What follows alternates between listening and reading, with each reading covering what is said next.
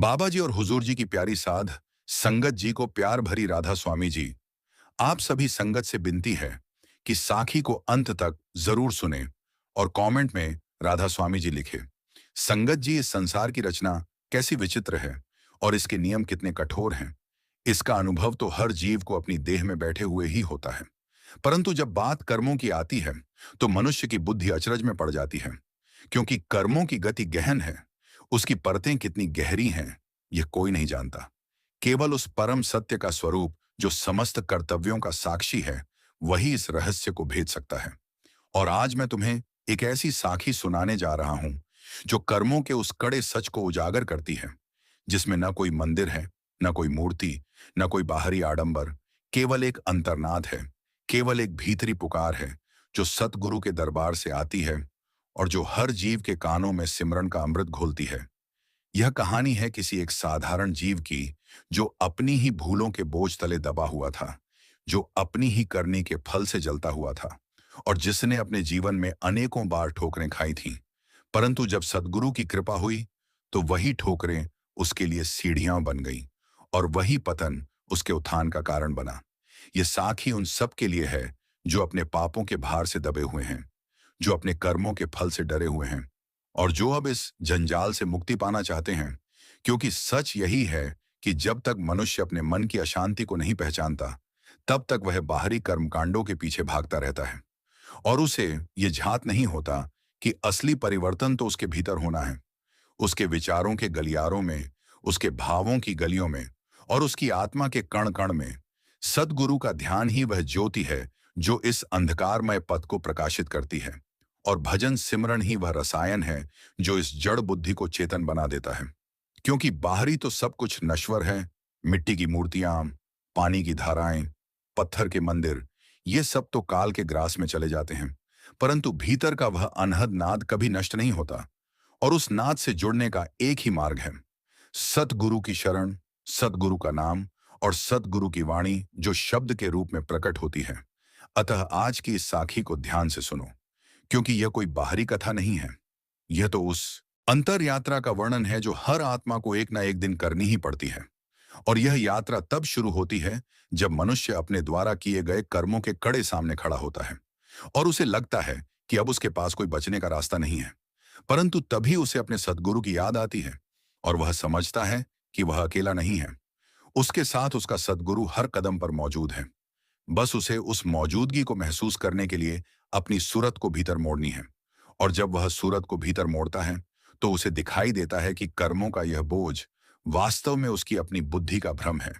क्योंकि जब शब्द का रस उसकी आत्मा में उतरता है तो सारे पाप जल जाते हैं, सारे कर्म शून्य हो जाते हैं और केवल एक ध्वनि बचती है जो सतगुरु सतगुरु की गूंज है। वह गूंज जो काल के पार ले जाती है और जो इस देह के अहंकार का नाश कर देती है। यह सत्य है और इस सत्य को जानने के लिए बस एक बार मन को शांत करके सिमरन की ओर मुड़ना होता है।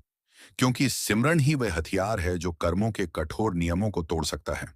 और यह साखी उसी सिमरन की महिमा का गुणगान है जिसके द्वारा एक पापी भी संत बन जाता है और एक अज्ञानी भी ब्रह्मज्ञानी बन जाता है।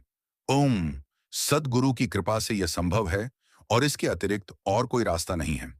यहाँ पर हमें एक पात्र मिलता है जिसका नाम था रामदास, एक सामान्य व्यक्ति जो अपनी कठिनाइयों से जूझ रहा था और जो कर्मों के कड़े सच से बेहद परेशान था। रामदास ने अपने जीवन में बहुत से काम किए थे, कुछ अच्छे और कुछ बुरे, परंतु बुरे कर्मों का बोझ उस पर इतना भारी था कि उसका मन कभी शांत नहीं बैठता था। वह हर समय डरता रहता था कि उसके बुरे कर्म उसे कब और कैसे दंड देंगे और इस डर ने उसे इतना जकड़ रखा था कि वह न तो सो पाता था और न ही ठीक से खा पाता था। उसकी देह तो जीवित थी, परंतु उसकी आत्मा मर चुकी थी, क्योंकि उसका विश्वास बाहरी उपायों में बसा हुआ था। वह सोचता था कि कोई बाहरी क्रिया, कोई बाहरी दान या कोई बाहरी जप उसे बचा सकता है, परंतु जब वह ये सब करता था तो उसे केवल अस्थायी राहत मिलती थी। उसके भीतर का कलंक वहीं का वहीं रह जाता था और वह निराश होकर वापस अपने पुराने दुखों की ओर लौट आता था। यही तो कर्मों का कड़ा सच है कि जब तक मनुष्य अपने मन के भीतर झांकता नहीं है, तब तक वह अपनी बाहरी सफाई की पोत पोत कर भीतर के मैले को नहीं हटा सकता। और रामदास को यह समझने में बहुत समय लगा, क्योंकि वह भी उन लाखों लोगों की तरह था जो बाहरी रीति रिवाजों में खोए रहते हैं। परंतु उन्हें यह नहीं पता होता कि इन सब के पीछे जो वास्तविक शक्ति है, वह तो सद्गुरु के सिमरन में छिपी है। एक दिन रामदास अपने घर में बैठा बहुत उदास था और उसकी दृष्टि अचानक एक पुरानी पोथी पर पड़ी जो उसके बुजुर्गों ने छोड़ी थी। उसने सोचा कि शायद इसमें कुछ उपाय लिखा हो जो उसे उसके दुखों से छुटकारा दिलाए। परंतु जब उसने उसे खोला तो उसमें सिर्फ एक पंक्ति लिखी थी, सद्गुरु का नाम लो और अपने मन को शांत करो, यही सबसे बड़ा तीर्थ है। यह पढ़कर रामदास थोड़ा हताश हुआ, क्योंकि उसे तो कोई चमत्कारिक मंत्र या कोई कठिन तपस्या चाहिए थी। परंतु यह सरल सी बात उसे बहुत हल्की प्रतीत हुई। उसने सोचा कि यह कोई बड़ी बात नहीं है, नाम लेने से क्या होता है, नाम तो कोई भी ले लेता है। परंतु वह यह नहीं समझ पाया कि नाम केवल शब्द नहीं है, वह तो सद्गुरु का साकार रूप है जो उसके भीतर ज्योति के रूप में विद्यमान है। और जब उसने उस पोथी को बंद किया तो उसके अंतर मन में अजीब सी उथल पुथल मच गई। उसे लगा जैसे उसे कोई बुला रहा है, कोई आवाज उसके भीतर से आ रही है और वह आवाज बार बार कह रही थी, रामदास, तू अपने कर्मों के फल से डरता है, परंतु उस सतगुरु को क्यों नहीं पुकारता जो इन सब कर्मों का कर्ता भी है और भोगता भी। और यह बात उसके दिल को बहुत गहराई तक छू गई, क्योंकि जब तक वह किसी और को दोष देता रहा था तब तक उसे शांति नहीं मिल सकती थी। परंतु जब उसने अपने भीतर उस अज्ञात शक्ति को पुकारा तो उसे लगा कि उसके भीतर कुछ बदल रहा है। उसके मन की लहरें धीरे धीरे शांत हो रही हैं और उसके कर्मों का बोझ हल्का हो रहा है। यह अनुभव उसके लिए नया था, क्योंकि इससे पहले उसने कभी भी अपनी आत्मा से इतनी गहरी बातचीत नहीं की थी। जब रामदास उस अनुभव में डूबा हुआ था तो अचानक उसे एक सपने में सद्गुरु के दर्शन हुए। उसने देखा एक अत्यंत तेजस्वी पुरुष उसके सामने खड़ा था, जिसके चेहरे पर अपार करुणा थी और उसकी आंखों से प्रेम की नदी बह रही थी। उस सद्गुरु ने रामदास से कहा, तुम्हें बाहर कुछ खोजने की आवश्यकता नहीं है, जो तुम खोजते हो वह तुम्हारे भीतर ही है। मैं तो हर पल तुम्हारे साथ हूं, बस तुम अपनी आंखें बंद करो, अपनी सूरत को मेरी ओर मोड़ो और मेरे शब्द में लीन हो जाओ। यही सबसे बड़ा सत्य है और यही सबसे बड़ा कर्म है, क्योंकि सब कर्मों को करने के बाद भी जो अकर्म बचता है वही मेरा सिमरन है जो तुम्हें इस बंधन से मुक्त करता है। इतना सुनते ही रामदास की आंखें खुल गईं और उसके शरीर में एक नई ऊर्जा का संचार हो गया। उसे लगा जैसे उसके सारे पुराने पाप धुल गए हैं और वह एक नए जीवन की शुरुआत करने के लिए तैयार है। परंतु सतगुरु की यह बात उसके लिए चुनौती बन गई, क्योंकि बिना किसी बाहरी साधन के केवल भीतर के ध्यान से जुड़ना उसके लिए कठिन था। उसका मन बहुत चंचल था और उसे भीतर ध्यान देना आता नहीं था। वह कोशिश तो बहुत करता था, परंतु उसकी सूरत बार बार बाहर भाग जाती थी। कभी उसे अपनी संपत्ति की चिंता सताती थी, कभी उसे अपने परिवार का भय होता था और कभी उसे समाज में अपनी प्रतिष्ठा का ख्याल आता था। और इन्हीं ख्यालों में उसका पूरा दिन बीत जाता था। वह अपने आप से निराश होने लगा, क्योंकि उसे लगा कि वह सद्गुरु की बातों पर अमल नहीं कर पाएगा। उसने सोचा कि शायद उसके कर्म इतने बुरे हैं कि वह इस उच्च अवस्था तक नहीं पहुंच सकता, और यह सोचकर उसका मन और भी दुखी हो गया। परंतु फिर उसे वह सद्गुरु की वाणी याद आई, जिसमें कहा गया था कि सिर्फ नाम लेने से सब संभव है। नाम की कोई शर्त नहीं, नाम की कोई सीमा नहीं, और नाम तो सबसे कमजोर से कमजोर इंसान भी ले सकता है, तो वह क्यों नहीं ले सकता। और उसने फिर से सिमरन की ओर कदम बढ़ाया, परंतु इस बार वह बिना किसी अपेक्षा के, बिना किसी लालसा के, केवल प्रेम से अपने सद्गुरु का नाम लेने लगा। और धीरे धीरे उसे अनुभव होने लगा कि उसकी सूरत भीतर की ओर खींचने लगी है। और यही तो सद्गुरु की सबसे बड़ी मेहर है कि वह स्वयं हमें अपनी ओर खींच लेते हैं और हमें बाहरी जंजालों से बचाते हैं। ये रामदास की कथा आगे बढ़ती है और उसे पता चलता है कि सिमरन एक बहुत ही सूक्ष्म प्रक्रिया है, जो शुरू में तो कठिन लगती है, परंतु जैसे जैसे अभ्यास बढ़ता है वैसे वैसे यह अत्यंत प्रिय और आनंददायी बन जाती है। और रामदास इसी यात्रा पर चल पड़ा, जिसमें न कोई मंदिर है, न कोई बाहरी साधन, बल्कि केवल उसके भीतर का वह प्रेम है जो उसे सतगुरु के शब्द से जोड़ता है और जो उसे कर्मों के कड़े सच को पार करने की क्षमता देता है।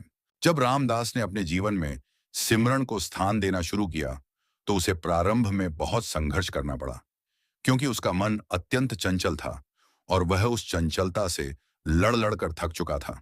परंतु सद्गुरु की याद ने उसे यह साहस दिया कि वह अपनी कमजोरियों से मुंह मोड़ने के बजाय उनसे टक्कर ले। और वह यह समझ गया कि यह संघर्ष ही तो उसके कर्मों का सच है, क्योंकि जब तक मनुष्य अपने कर्मों को नहीं समझता और उनके फलों से नहीं डरता, तब तक वह सिमरन के मार्ग पर स्थिर नहीं हो सकता। किंतु यह भी सच है कि सतगुरु की कृपा उस पर तब होती है जब वह स्वयं को पूरी तरह उनके हवाले कर देता है। और रामदास धीरे धीरे इसी अवस्था की ओर बढ़ रहा था।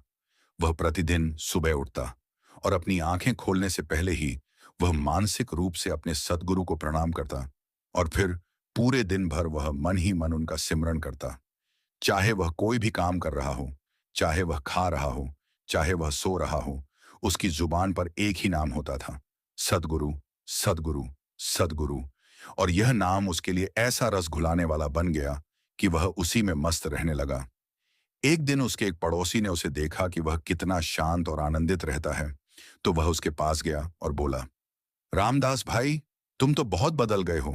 पहले तुम हमेशा उदास रहते थे और किसी न किसी बात को लेकर परेशान रहते थे, परंतु अब तो तुम्हारे चेहरे पर एक अलग ही प्रकाश है। बताओ क्या करते हो? तब रामदास ने मुस्कुराते हुए उस पड़ोसी को बताया, भाई, मैं कुछ नहीं करता, बस अपने सद्गुरु का नाम लेता हूँ। बस उन्हें ही याद करता हूँ। बस उनके शब्द में अपनी सूरत को डुबो देता हूँ। इसके अलावा मुझे कुछ नहीं सूझता, क्योंकि मैंने देखा है कि मेरे सारे कर्म, चाहे वह अच्छे हों या बुरे, उन सबको करने वाला कोई और है, और मैं तो केवल एक निमित्त हूँ। इसलिए अब मैं उन कर्मों से डरता नहीं, बल्कि उन्हें सतगुरु के चरणों में अर्पित कर देता हूँ, जिससे मुझे शांति मिलती है। उस पड़ोसी ने यह सुनकर बहुत अचरज व्यक्त किया, क्योंकि उसे कभी ऐसा विचार ही नहीं आया था। वह तो अब तक यह मानता था कि मनुष्य अपने कर्मों का फल भोगने के लिए ही बाध्य है और इसमें कोई बचने का मार्ग नहीं है। परंतु रामदास ने उसे समझाया कि सतगुरु की कृपा से मनुष्य अपने कर्मों के बंधन को तोड़ सकता है, और यह बंधन तभी टूटता है जब वह अपने अहंकार को मिटा देता है।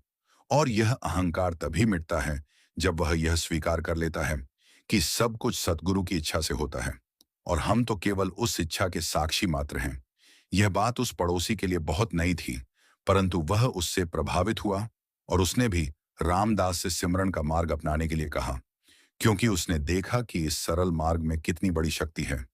रामदास ने उसे बताया कि सिमरन कोई बाहरी क्रिया नहीं है, यह तो मन की एक गहन अवस्था है, जहां व्यक्ति अपनी सभी इंद्रियों को विसर्जित करके केवल सतगुरु के शब्द में लीन हो जाता है, और यह अवस्था ही उसे उस परम आनंद की ओर ले जाती है जो इस दुनिया की किसी भी वस्तु में नहीं है।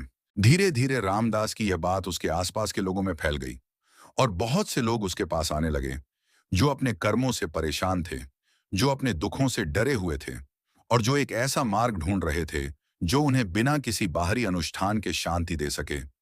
रामदास उन सबको यही समझाता था कि तुम सब अपने सद्गुरु को याद करो, उनके शब्द में अपना मन लगाओ, बस इतना ही काफी है, क्योंकि सतगुरु का शब्द ही वह अग्नि है जो सारे कर्मों को जलाकर राख कर देता है, और फिर उस राख से एक नई आत्मा का जन्म होता है, जो कर्मों से परे है, जो दुखों से परे है, और जो इस संसार के मोह से परे है। उनके कहने का आशय यह था कि हमें अपने कर्मों के फल की चिंता नहीं करनी चाहिए, क्योंकि फल तो सतगुरु के हाथ में है, और वह उस फल को जब और जैसा उचित समझता है वैसे ही देता है। हमारा काम तो केवल उसके प्रति समर्पित हो जाना है, और यह समर्पण ही सबसे बड़ा कर्म है। परंतु इतना सब कहने के बावजूद भी रामदास के मन में कभी कभी अपनी पुरानी आदतों के कारण संदेह उत्पन्न हो जाता था, क्योंकि उसका मन बड़ा तर्कशील था और वह बार बार उसी पुराने गणित में उलझ जाता था कि वह पहले इतने बुरे कर्म कर चुका है, तो क्या केवल सिमरन से वे सब मिट जाएंगे? उसे यह विश्वास नहीं होता था, क्योंकि संसार की दृष्टि में तो हर कर्म का एक फल होता है और उस फल को भोगना ही पड़ता है।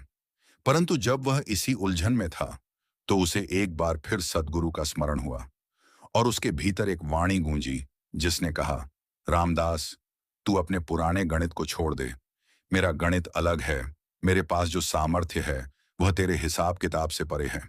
एक बार तू आंख बंद करके मेरा नाम ले, देख क्या होता है, और क्या तेरे कर्मों का बोझ हल्का नहीं होता? और जब रामदास ने ऐसा किया, तो उसे अपने भीतर एक अपार शांति का अनुभव हुआ और उसे समझ में आ गया कि सद्गुरु के सिमरन से कर्मों का बोझ तो मानो स्वतः ही हल्का हो जाता है, क्योंकि जब हम सद्गुरु के साथ जुड़ जाते हैं तो उनकी कृपा हमारे ऊपर बरसती है, और वह कृपा हमारे पुराने पापों को इस तरह धो देती है जैसे सूर्य की किरणें घने अंधकार को भेद देती हैं, बिना किसी कोशिश के, बिना किसी जतन के। इस अनुभव ने रामदास को और भी दृढ़ कर दिया, और अब वह अपने सिमरन को और गहरा करने लगा।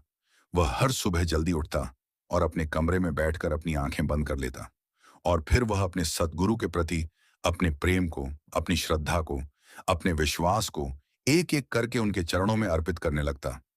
यह क्रिया उसके लिए इतनी स्वाभाविक हो गई कि उसे बाहरी किसी सहारे की जरूरत ही नहीं पड़ी, क्योंकि उसे अपने भीतर ही एक अखंड ज्योति का आभास होने लगा था, जो उसे हर पल सद्गुरु से जोड़े रखती थी। अब उसे यह भी समझ आने लगा कि असली यात्रा तो बाहर की ओर नहीं, बल्कि भीतर की ओर है, और भीतर जाने का मार्ग है अपनी सूरत को शब्द से जोड़ना। और यह शब्द वही अनहद नाद है जो सद्गुरु की कृपा से हमें सुनाई देता है। जब रामदास अपने सिमरन में गहरा उतरता तो उसे एक मधुर ध्वनि सुनाई देती, जो मानो उसे बुला रही हो, जो मानो उसे कह रही हो, आओ यहां आओ, जहां न कोई कर्म है, न कोई बंधन है, केवल एक असीम आनंद है, केवल एक अपार प्रेम है। और इसी ध्वनि के आकर्षण से वह अपने शरीर को भूल जाता था, अपनी देह को भूल जाता था, अपने इस जगत के सारे संबंधों को भूल जाता था, और केवल उस एक ध्वनि में खो जाता था। और यही तो सच्ची साखी है कि सतगुरु के शब्द में लीन हो जाना ही वह साधन है, जो हमें कर्मों के कड़े सच से मुक्त करता है। और यह मुक्ति बाहरी किसी क्रिया से नहीं होती, बल्कि भीतर के इस गहन अभ्यास से होती है, जहां मनुष्य अपने मन की सारी उलझनों को विसर्जित करके केवल एक ही सत्य को स्वीकार करता है, और वह सत्य है सद्गुरु की मौजूदगी, जो हर पल हमारे साथ है, चाहे हम उसे अनुभव करें या न करें। परंतु जब हम अपने सिमरन के द्वारा उस मौजूदगी को महसूस करने लगते हैं, तो हमारा संपूर्ण अस्तित्व ही बदल जाता है। हम वही रहते हैं, परंतु हमारा दृष्टिकोण बदल जाता है, और हमें अपने कर्मों का वह कड़ा सच दिखने लगता है, जो अब हमें दंडित नहीं करता, बल्कि हमें सीख देता है, और हमें अपने सद्गुरु के और अधिक निकट ले जाता है। रामदास ने अपने जीवन में इस सत्य को अनुभव किया, और वह समझ गया कि जब तक मनुष्य अपने बुरे कर्मों की सजा से बचने के उपाय ढूंढता रहता है, तब तक वह उस दुष्चक्र में ही फंसा रहता है, क्योंकि सजा तो उसके अपने मन की उपज है। परंतु जब वह सद्गुरु को अपना सब कुछ सौंप देता है, तो उसे कोई सजा नहीं भोगनी पड़ती, क्योंकि सद्गुरु उसकी सजा को भी अपनी कृपा में बदल देते हैं। और यही वह चमत्कार है जो बाहरी कर्मकांडों से नहीं, बल्कि सच्चे सिमरन से संभव होता है। उसने यह भी जाना कि मनुष्य जीवन में जितनी भी कठिनाइयां आती हैं, वे सब उसके पुराने कर्मों के कारण आती हैं।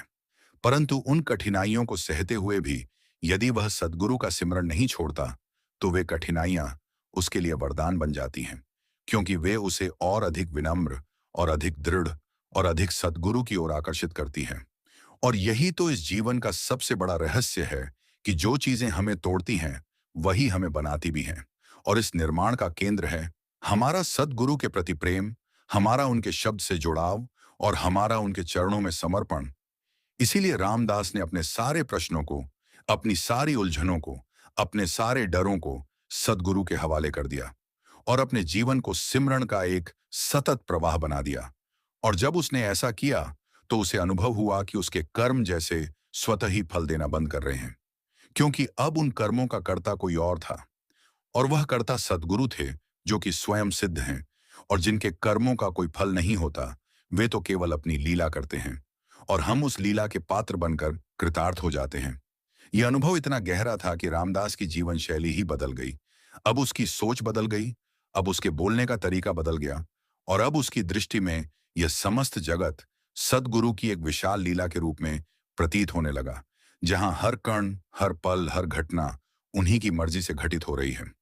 और हमें तो बस इस लीला में डूबकर, इसके प्रति आभारी होकर और इसकी स्तुति में अपना पूरा जीवन बिता देना चाहिए। और यह स्तुति और कोई नहीं, बल्कि वही भजन सिमरन है, जो हमें इस लीला से परे उस सत्य से जोड़ता है, जो सबका आधार है, जो सबका सार है, और जो हमारा असली घर है। रामदास अब उस पथ पर अग्रसर था, जहां उसके कर्म उसका पीछा करना भूल गए थे, और उसने पाया कि सिमरन की वह क्रिया, जो शुरू में बहुत कठिन लगती थी, अब उसके जीवन का आधार बन गई है। उसके दिन की शुरुआत और अंत दोनों ही सद्गुरु के स्मरण में होने लगे, और वह इस बात को पूरी तरह से समझ चुका था कि बाहरी रीति रिवाज, बाहरी पूजा, बाहरी कोई भी आडंबर कभी भी उसके भीतर इस शांति को नहीं ला सकता था जो अब उसे प्राप्त थी। क्योंकि यह शांति किसी प्रयास का फल नहीं थी, बल्कि यह तो सतगुरु की कृपा का परिणाम थी। और इस कृपा को पाने के लिए कोई विशेष योग्यता नहीं चाहिए, न कोई विद्या, न कोई बल, न कोई धन। बस एक खुला हृदय चाहिए जो सदगुरु के नाम को अपने भीतर उतरने दे। और यह खुला हृदय रामदास ने पा लिया था। अब वह प्रत्येक वस्तु में, प्रत्येक प्राणी में अपने सदगुरु को देखता था। वह जब किसी बीमार को देखता तो उसके भीतर सदगुरु का ही एक अंश देखता था, और तब उसके मन में करुणा उमड़ती थी। परंतु वह करुणा बाहरी दान पुण्य के रूप में नहीं, बल्कि उस व्यक्ति के लिए सिमरन करने के रूप में प्रकट होती थी। क्योंकि उसे लगता था कि सिमरन ही सबसे बड़ा उपहार है जो हम किसी को दे सकते हैं, क्योंकि सिमरन से उस व्यक्ति के भीतर भी वही शांति उत्पन्न होगी जो रामदास को मिली थी। और इस प्रकार उसने अपने जीवन को कर्मों के बोझ से मुक्त करने की एक नई विधि ढूंढ ली थी। वह विधि थी प्रेम पूर्वक सभी के लिए सद्गुरु का सिमरन करना, और उन्हें भी यही बताना कि यह दुनिया माया है, यहाँ का सुख दुख क्षणिक है, परंतु सद्गुरु का नाम अमर है। और उस नाम को जो पकड़ लेता है उसे कोई कर्म बंधन में नहीं बांध सकता। और यह सत्य जो उसने अपने गुरु से सीखा था, अब वह औरों को सुना रहा था। और उसकी वाणी में इतनी मिठास और इतनी स्पष्टता थी कि लोग उसकी बातें सुनते रहते थे, और उनके मन में भी सद्गुरु के प्रति प्रेम जागृत होने लगता था। क्योंकि रामदास की बातों में कोई जटिल तत्व नहीं था, कोई कठिन शर्तें नहीं थीं। वह तो बस यही कहता था कि बैठो, आंखें बंद करो, अपने सद्गुरु को याद करो और उनके शब्द में अपना मन लगाओ। बस इतना ही तो है, इसमें भला क्या मुश्किल है। और जब कोई उसे बताता कि मन तो नहीं लगता, तो वह हंसता हुआ कहता, तो क्या हुआ, चाहे मन न लगे, पर जुबान पर नाम चलता रहे, धीरे धीरे मन खुद चलने लगेगा। ये तो बच्चों का खेल है, कोई बड़ी उपलब्धि नहीं। बस छोटे छोटे कदम उठाते रहो और सद्गुरु की कृपा तुम्हारे साथ है। धीरे धीरे रामदास के इस सरल संदेश ने उसके गांव और आसपास के क्षेत्रों में बहुत प्रभाव डाला, और बहुत से लोग अपने बोझिल कर्मों से मुक्ति पाने के लिए उसके पास आने लगे। परंतु एक बात ने रामदास का ध्यान खींचा। वह यह कि लोग आते तो बहुत थे, पर उनमें से अधिकांश तुरंत कोई चमत्कार या कोई बाहरी सफलता चाहते थे। वे यह नहीं समझते थे कि सिमरन एक धीमी और गहरी प्रक्रिया है।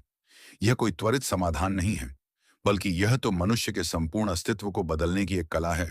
और जब तक कोई व्यक्ति इस तथ्य को नहीं समझता, तब तक वह सिमरन के वास्तविक लाभ को नहीं पा सकता। रामदास उन्हें धैर्य से समझाता था कि देखो भाई, जिस प्रकार एक बीज को अंकुरित होने में समय लगता है, उसी प्रकार सद्गुरु के सिमरन का बीज भी आपके हृदय में धीरे धीरे बढ़ता है, और एक दिन वह एक विशाल वृक्ष बन जाता है जो आपको आश्रय देता है। परंतु उस बीज को रोज सींचना पड़ता है, और सींचने का काम केवल आपका मन कर सकता है, आपकी श्रद्धा कर सकती है, आपका प्रेम कर सकता है, बाहर से कोई नहीं कर सकता। इसलिए धीरज रखो और अपने मन को शांत करते रहो। देखो धीरे धीरे कैसे सब ठीक होता है। इस प्रकार रामदास अपने भक्तों को धैर्य और प्रेम का पाठ पढ़ाता, और वह स्वयं भी उसी मार्ग पर चलता रहा। उसे अपने जीवन में अनेकों परीक्षाएं आईं, पर उसने कभी अपना सिमरन नहीं छोड़ा। उसे पता था कि यही एक सच्चा सहारा है, और यही उसे उसके कर्मों के उस कड़े सच से पार ले जाएगा जिसने उसे वर्षों तक परेशान किया था। और सच में जैसे जैसे उसका सिमरन गहरा होता गया, वैसे वैसे उसके कर्मों का बोझ हल्का होता गया। उसे अपने पुराने कार्यों के बारे में उतनी चिंता नहीं रही, क्योंकि अब उसे विश्वास था कि सद्गुरु उसके लिए सब कुछ संभाल रहे हैं, और उसे केवल उनकी इच्छा के अनुसार चलना है। और जब उसने इस प्रकार अपना संपूर्ण भार सद्गुरु पर छोड़ दिया, तो उसे वह आनंद मिला जिसका वर्णन नहीं किया जा सकता। वह आनंद इस दुनिया की किसी भी चीज में नहीं था। वह तो बस सद्गुरु की प्रेममयी उपस्थिति का अनुभव था जो उसे हर पल घेरे हुए थी, और इसी आनंद में उसका जीवन अब बीतने लगा था। एक बार रामदास के पास एक बहुत दुखी व्यक्ति आया। उसका नाम मोहन था, और वह अपने कर्मों से इतना भयभीत था कि उसे रात को नींद नहीं आती थी, और वह हर समय किसी न किसी बड़ी आपदा की आशंका में जीता था। उसने बहुत से लोगों को अपने दुखों की कथा सुनाई थी, और बहुत से तांत्रिकों और ज्योतिषियों के पास गया था, पर उसे किसी ने भी स्थायी शांति नहीं दी थी। वह रामदास के पास अंतिम उम्मीद के रूप में आया था और उसने उसे अपनी सारी व्यथा सुनाई। रामदास ने बड़े ध्यान से उसकी बातें सुनी और फिर उससे कहा, मोहन, मैं तुम्हें कोई जड़ी बूटी नहीं दूंगा, न कोई ताबीज, न कोई विशेष अनुष्ठान। मैं तुम्हें केवल एक ही चीज दूंगा और वह है मेरे सद्गुरु का नाम। बस इस नाम को अपने मन में बसा लो और हर पल इस नाम का सिमरण करो। चाहे तुम काम कर रहे हो, चाहे तुम खा रहे हो, चाहे तुम सो रहे हो, बस यह नाम तुम्हारी जुबान पर रहे और देखो कितनी जल्दी तुम्हारी सारी चिंताएं दूर हो जाती हैं। क्योंकि यह नाम उस शक्ति को बुलाता है जो समस्त कर्मों का नियंता है। और जब वह नियंता तुम्हारे साथ है तो तुम किसी भी बात से डरने वाले नहीं हो। यह सुनकर मोहन को थोड़ी राहत तो मिली, पर उसे विश्वास नहीं हुआ कि इतना सरल उपाय उसके बड़े बड़े कर्मों के फल को मिटा सकता है। परंतु चूंकि उसके पास कोई अन्य विकल्प नहीं था, इसलिए उसने नाम का सिमरण करना शुरू कर दिया और धीरे धीरे उसे अनुभव होने लगा कि उसका मन पहले से अधिक शांत हो रहा है। उसके भीतर का डर कम हो रहा है और वह बिना किसी घबराहट के सो पा रहा है। यह एक बहुत बड़ी बात थी, क्योंकि मोहन कई महीनों से ठीक से सो नहीं पाया था और अब जब उसे नींद आने लगी तो उसका विश्वास और भी मजबूत हो गया। वह प्रतिदिन रामदास के पास आता और उसे अपने अनुभव सुनाता और रामदास उसे और अधिक सिमरण करने के लिए प्रोत्साहित करता, क्योंकि उसे पता था कि यही एकमात्र रास्ता है। इस प्रकार मोहन भी धीरे धीरे रामदास की तरह उसी शांत और स्थिर अवस्था की ओर बढ़ने लगा। और एक दिन जब उसका सिमरण बहुत गहरा हो गया तो उसे अपने भीतर एक अजीब सा प्रकाश दिखाई दिया, मानो कोई ज्योति उसके अंदर जल रही हो, और उसे लगा जैसे सतगुरु स्वयं उसके भीतर आ बसे हैं। उस दिन के बाद से मोहन का जीवन पूरी तरह से बदल गया। वह उसी भयभीत व्यक्ति से एक आत्मविश्वासी और प्रेममय व्यक्ति बन गया और उसने भी रामदास की तरह औरों को सतगुरु के नाम का मार्ग बताना शुरू कर दिया। इस घटना ने रामदास को और भी गहरे विश्वास में पहुंचा दिया, क्योंकि उसने स्वयं देखा कि कैसे एक सरल सा सिमरन एक मनुष्य की संपूर्ण जीवन दिशा को बदल सकता है। और यह बदलाव बिना किसी बाहरी क्रिया के, बिना किसी दिखावे के, केवल भीतर के उस अग्नि के द्वारा हुआ जो सद्गुरु के नाम के साथ जलती है। अब रामदास को यह पूर्णतः स्पष्ट हो गया था कि कर्मों का वह कड़ा सच, जो पहले उसे अत्यंत भयानक और अटल लगता था, वास्तव में उतना कठोर नहीं है जितना हमें दिखाया जाता है। क्योंकि कर्मों के फल को एक उच्च शक्ति द्वारा संचालित किया जा सकता है, और वह उच्च शक्ति और कोई नहीं बल्कि हमारे अपने सद्गुरु हैं, जो करुणा के सागर हैं और जो अपने भक्तों की हर व्यथा को सुनते हैं और उसे दूर करने के लिए हर संभव प्रयास करते हैं।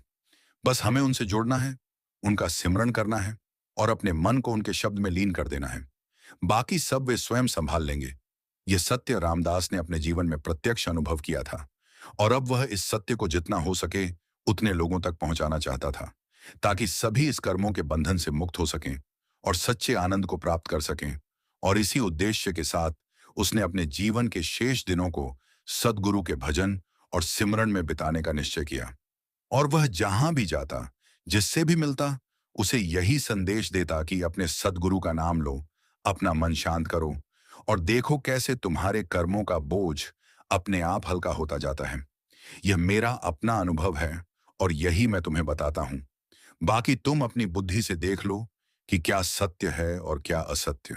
रामदास का जीवन अब एक पवित्र नदी की तरह बह रहा था, जो अपने साथ अनेकों जीवों को कर्मों के उस कड़े सच से पार ले जा रही थी। और वह किसी को भी अपने मार्ग से अलग नहीं करता था। उसके द्वार खुले थे सभी के लिए, चाहे कोई अमीर हो या गरीब, चाहे कोई पढ़ा लिखा हो या अनपढ़, चाहे कोई जवान हो या बूढ़ा।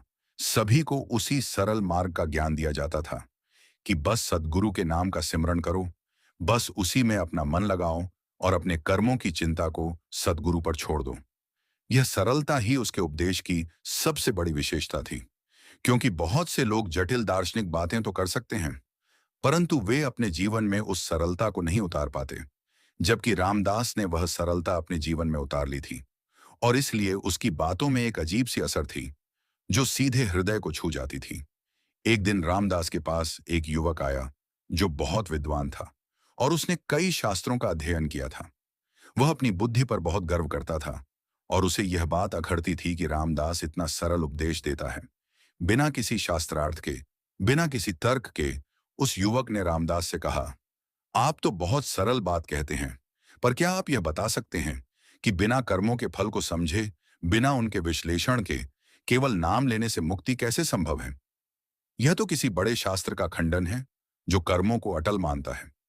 रामदास ने उस विद्वान युवक को बड़े प्रेम से सुना और फिर मुस्कुराते हुए कहा, वत्स, तुम बहुत पढ़े लिखे हो और मैं तुम्हारी विद्वता का सम्मान करता हूं।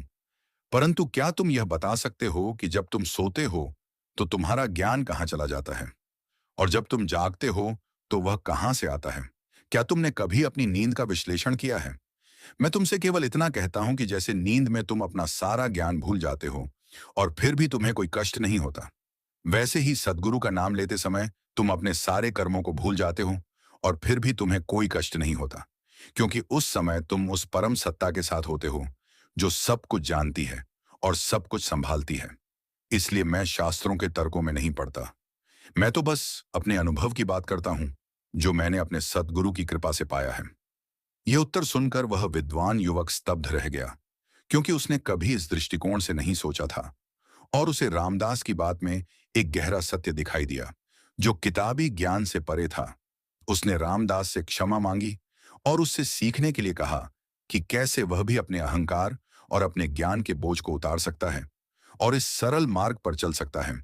रामदास ने उस युवक को गले लगाया और कहा, बेटा, ज्ञान अच्छा है, परंतु सबसे बड़ा ज्ञान यह है कि तू अपने आप को जाने, अपने भीतर के उस सत्य को जाने जो सदा से है और सदा रहेगा। और उसे जानने का सबसे सरल मार्ग है सद्गुरु का नाम, क्योंकि वही नाम तुझे तेरे वास्तविक स्वरूप से मिलाता है। और उस मिलन में सारे कर्म, सारे बंधन, सारे शास्त्र सब एक समान हो जाते हैं। इस प्रकार रामदास का प्रभाव दिन प्रतिदिन बढ़ता जा रहा था और उसके द्वारा बताए गए मार्ग को बहुत से लोग अपना रहे थे। परंतु इस बढ़ती लोकप्रियता के साथ उसे कुछ कठिनाइयों का भी सामना करना पड़ा, क्योंकि कुछ लोगों को यह बात पचती नहीं थी कि इतना सरल उपाय लोगों को आनंद और शांति दे सकता है, जबकि उन्होंने जीवन भर बाहरी अनुष्ठान और कठिन तपस्याएं की थीं।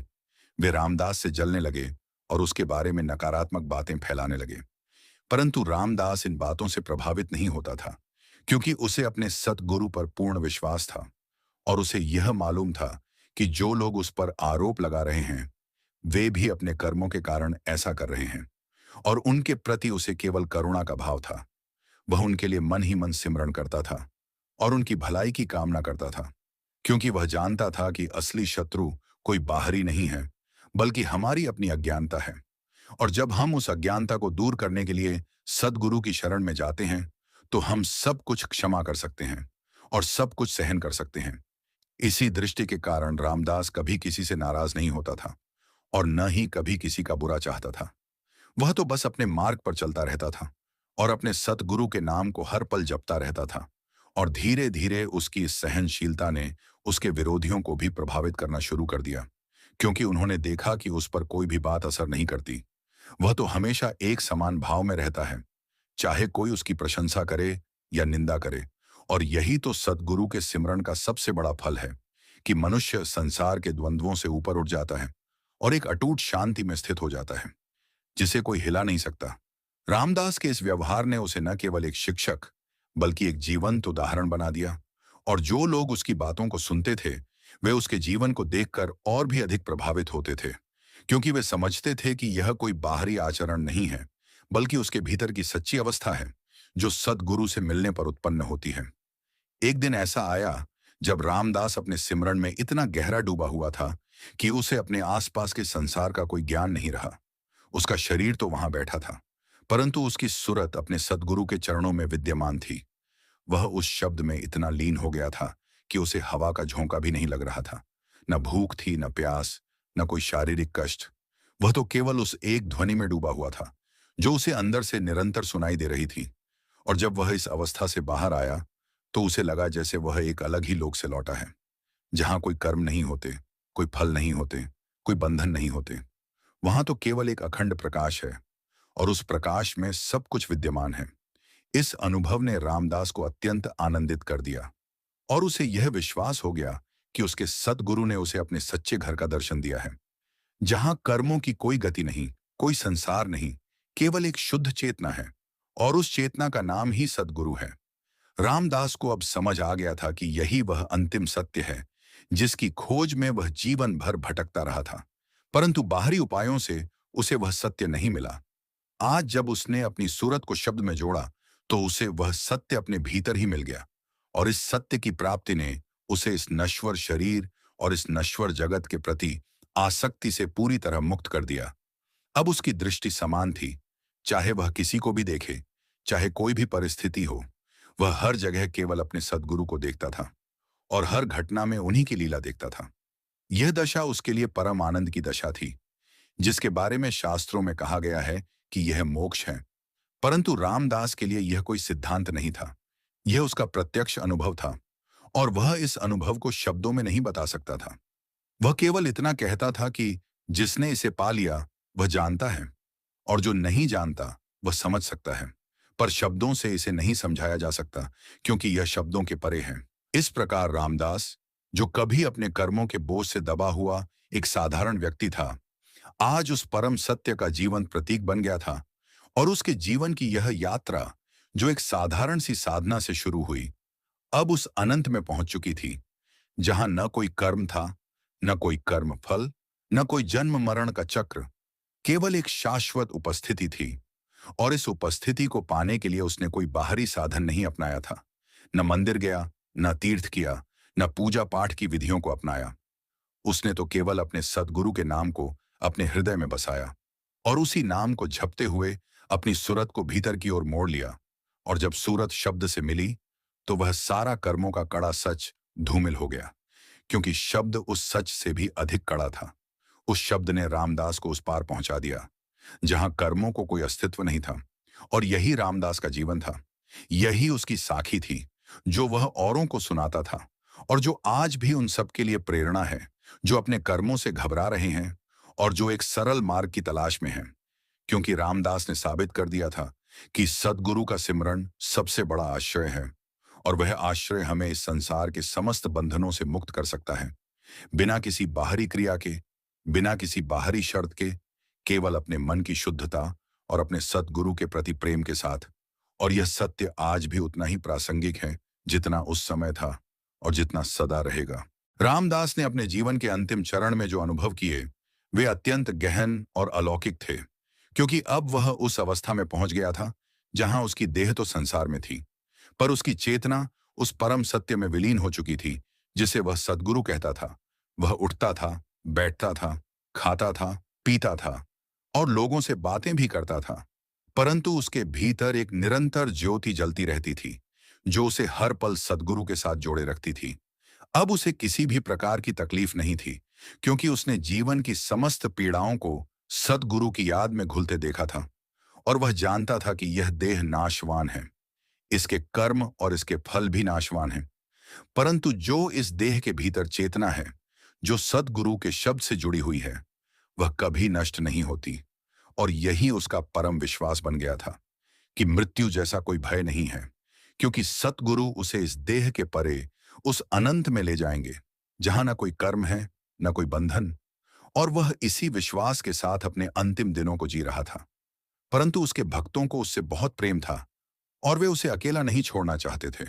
वे हर समय उसके आसपास रहते थे, और उसके प्रत्येक शब्द को सुनने के लिए उत्सुक रहते थे, क्योंकि रामदास के मुख से अब जो वाणी निकलती थी, वह किसी संत की वाणी जैसी प्रतीत होती थी, जो सीधे हृदय को भेदती थी और मन को शांति प्रदान करती थी। एक दिन जब उसके बहुत सारे भक्त एकत्रित थे, तो रामदास ने उनसे कहा, प्रिय भक्तों, मुझे अब यह शरीर छोड़ने में थोड़ा ही समय बचा है, परंतु तुम सब मुझसे भयभीत मत होना, क्योंकि मैं कहीं नहीं जा रहा। मैं तो बस अपने सद्गुरु में विलीन हो रहा हूं, और जो मेरे साथ हुआ वही तुम्हारे साथ भी हो सकता है। बस सद्गुरु के सिमरन को अपने जीवन का आधार बना लो, और तुम कभी अकेले महसूस नहीं करोगे, क्योंकि सद्गुरु हर पल तुम्हारे साथ हैं। बस तुम्हें उन्हें पहचानना है, और उन्हें पहचानने का सबसे सरल मार्ग है उनका नाम जपना, उनका शब्द सुनना, और अपनी सूरत को उस शब्द में लीन कर देना। यही मेरी अंतिम शिक्षा है, और यही मेरी तुम्हें सबसे बड़ी भेंट है। रामदास के इन शब्दों का उसके भक्तों के हृदयों पर गहरा असर हुआ, और वे सब उनके चरणों में गिरकर उनसे आशीर्वाद मांगने लगे। परंतु रामदास ने उन्हें उठाया और कहा, आशीर्वाद तो सद्गुरु देते हैं, मैं तो केवल उनका नाम लेता हूं, और यह नाम ही तुम्हें सब कुछ दे सकता है। इसलिए किसी की बाहरी शरण लेने की आवश्यकता नहीं है। तुम तो सीधे सद्गुरु की शरण में जाओ और उनसे जुड़ो, क्योंकि वही एकमात्र सत्य है, और उसी की कृपा से तुम्हारे कर्मों का कड़ा सच मीठा हो जाएगा और तुम अपने सच्चे घर में पहुंच जाओगे, जहां सदा आनंद है, सदा शांति है, सदा प्रकाश है। इतना कहकर रामदास ने अपनी आंखें बंद कर लीं और वह अपने सिमरन में इस कदर डूब गया कि उसे बाहर की कोई आवाज सुनाई नहीं दी। उसके श्वास धीरे धीरे एक समान हो गए और उसके चेहरे पर एक अलौकिक तेज दिखाई देने लगा। उसके भक्त चुपचाप उसे देखते रहे और उन्हें आश्चर्य हो रहा था कि क्या यह उनके गुरु की अंतिम यात्रा है। परंतु वे किसी प्रकार का शोर नहीं करना चाहते थे, क्योंकि वे जानते थे कि उनका गुरु अपने सद्गुरु से मिलन की अवस्था में है और उन्हें उस मिलन में कोई बाधा नहीं डालनी चाहिए। कुछ देर बीतने पर रामदास की सांस ने कम होना शुरू किया और फिर अंत में वह पूरी तरह से रुक गई। उसका शरीर तो वहां पड़ा रहा, परंतु उसकी चेतना उस दिव्य ज्योति में विलीन हो गई जिसकी वह हमेशा बात किया करता था, और उसके भक्तों को अपनी आंखों से दिखाई दिया कि कैसे उनका गुरु इस संसार को पार कर गया और कर्मों के समस्त बंधनों को चीरते हुए उस परम सत्य में समा गया, जहां कोई कर्म नहीं, कोई फल नहीं, केवल अखंड सत्य है। यह देखकर कुछ भक्त रोने लगे तो कुछ ने उसकी अंतिम लीला को प्रणाम किया, परंतु उन सब के मन में उसका वही अंतिम संदेश गूंज रहा था कि सतगुरु के नाम को पकड़ो, वही तुम्हारा सच्चा सहारा है और वही तुम्हें कर्मों के कड़े सच से पार ले जा सकता है। बस उस पर विश्वास रखो और अपनी सूरत को भीतर की ओर मोड़ो। रामदास के इस अंतिम प्रस्थान के बाद उसके भक्तों ने उसकी शिक्षा को एक धरोहर के रूप में आगे बढ़ाया और वे स्वयं भी सद्गुरु के सिमरण में लीन हो गए।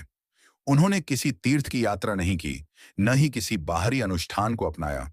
वे तो उसी सरल मार्ग पर चलते रहे जो रामदास ने उन्हें दिखाया था कि अपने भीतर सद्गुरु को ढूंढो और उनके शब्द से जुड़ जाओ, और धीरे धीरे वे भी उसी गहन शांति और आनंद को प्राप्त करने लगे जो रामदास को प्राप्त था।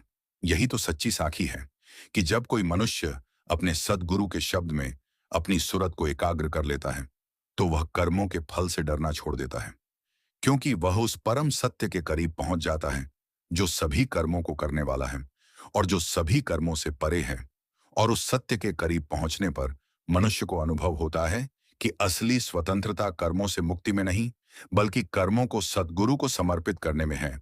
जब हम अपने सारे कर्मों को सद्गुरु के चरणों में रख देते हैं तो हम उनके भार से मुक्त हो जाते हैं, क्योंकि अब वे हमारे नहीं अपितु सद्गुरु के हो जाते हैं, और सद्गुरु के साथ कोई बंधन नहीं होता। वे तो स्वयं सिद्ध हैं और उनकी कृपा हमारे ऊपर है। बस हमें उस कृपा को स्वीकार करना है, और इस स्वीकृति का मार्ग है सिमरन, और सिमरन में ही हमारा कल्याण है। इस प्रकार यह साखी समाप्त होती है, परंतु इसका संदेश अमर है, और यह संदेश हर उस जीव को दिया गया है जो अपने कर्मों के कड़े सच से घबरा रहा है और जो एक सरल, प्रभावी और आंतरिक मार्ग की तलाश में है। यह संदेश यही है कि न बाहरी मंदिरों की आवश्यकता है, न बाहरी पूजा की, न किसी तीर्थ की, न किसी पुजारी की, बल्कि केवल अपने अंतर्मन के उस एक सत्य को जानने की आवश्यकता है जो सतगुरु के रूप में हमारे भीतर विद्यमान है। और उस सत्य को जानने के लिए मात्र एक सूत्र है, सतगुरु का नाम। उस नाम को जपो, उस नाम को धारण करो और उस नाम में अपनी सूरत को लगाओ। धीरे धीरे तुम देखोगे कि तुम्हारे कर्मों का वह कठोर सच तुम्हारे लिए कठोर नहीं रह जाता, क्योंकि अब तुम सद्गुरु की शरण में हो और उनकी कृपा तुम पर सदा बनी रहती है। यही वह सत्य है जो रामदास ने अनुभव किया और जो आज भी उन सभी के लिए सत्य है जो इस सरल मार्ग पर चलते हैं, बिना किसी दिखावे के, बिना किसी आडंबर के, केवल प्रेम और श्रद्धा के साथ, क्योंकि अंततः सद्गुरु को पाना ही इस जीवन का सबसे बड़ा लक्ष्य है और उस लक्ष्य को पाने का सबसे सरल और सबसे सुगम मार्ग है। उनका नाम सिमरना, उनका भजन करना और उनके शब्द में अपनी सूरत को समा देना। इसके सिवा और किसी चीज की आवश्यकता नहीं है, और यही मेरी यह साखी कहती है। यही इसका सार है, यही इसका अंतिम निष्कर्ष है कि सतगुरु का सिमरन सब कुछ है और उससे बढ़कर इस संसार में कुछ भी नहीं है जो हमें कर्मों के कड़े सच से मुक्ति दिला सके और हमें उस अनंत शांति और आनंद की ओर ले जा सके जो हमारा सच्चा घर है और हमें उस घर को पाने के लिए बस एक ही कदम उठाना है, अपने सद्गुरु का नाम अपने हृदय में उतारना और फिर देखना कि कैसे वह नाम हमारे भीतर के अंधकार को मिटा देता है और हमें एक नए प्रकाश से भर देता है। और उस प्रकाश में कोई कर्म का भय नहीं, कोई बंधन नहीं, केवल एक असीम मुक्ति है जो सद्गुरु की कृपा से प्राप्त होती है और जो सदा बनी रहती है। संगत जी, अगर आपको साखी अच्छी लगी हो तो लाइक करें और कमेंट बॉक्स में राधा स्वामी जी लिखें। अपने दोस्तों और सत्संगी भाइयों को जरूर शेयर करें। राधा स्वामी जी।